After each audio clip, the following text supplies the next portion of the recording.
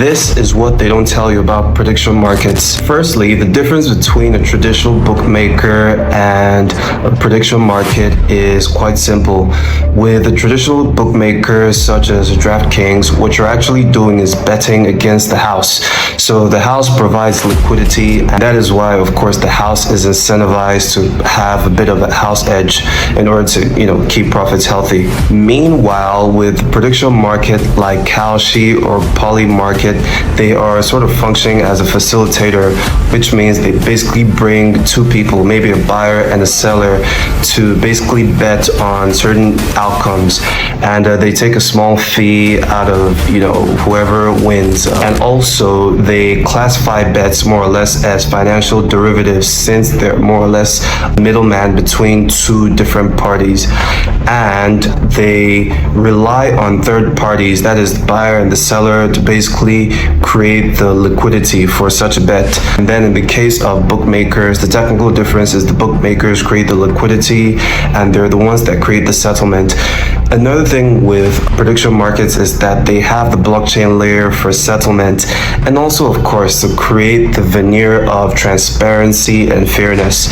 So that's that by the side, but this is what they don't tell you. While technically, when you're in a prediction market, you're supposed to be playing against a third party, you're supposed to be betting against someone random, that's not necessarily how it works. What usually happens is that you're likely to be betting against moneymaker.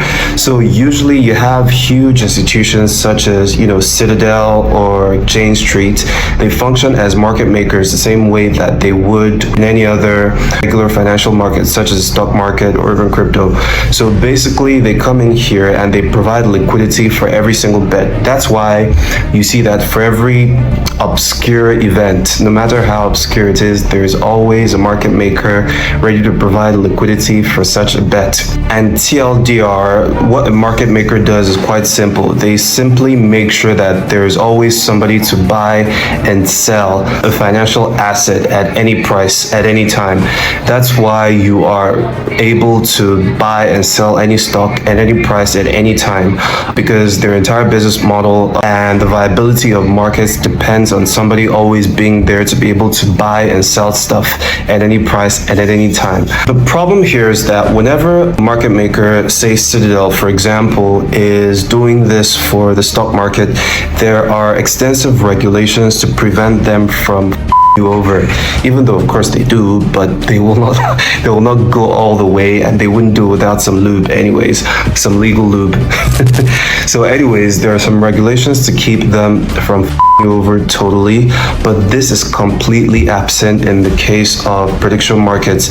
Basically, in practice, what happens is that these institutional players, they use algorithms to extract value from a lot of the disciplined retail speculation that tends to happen within prediction markets. They always tend to receive preferential treatment. They have exclusive deals such as low latency connectivity, bulk order management, which is something that is frowned upon in traditional markets. And all of these things are unavailable to regular users, but they're usually exclusively given to these huge institutions, and that means that whenever you win or lose, they will always make money regardless, and they will continue to prey on your undisciplined trading. The thing is that even though, for example, casinos or bookmakers get a bad rap, the truth is that there are gaming boards with strict regulations that usually prevent these kinds of behavior and prevent the sorts of practices that are clearly designed for constant extraction. But in this case with prediction markets, that's not quite the same, because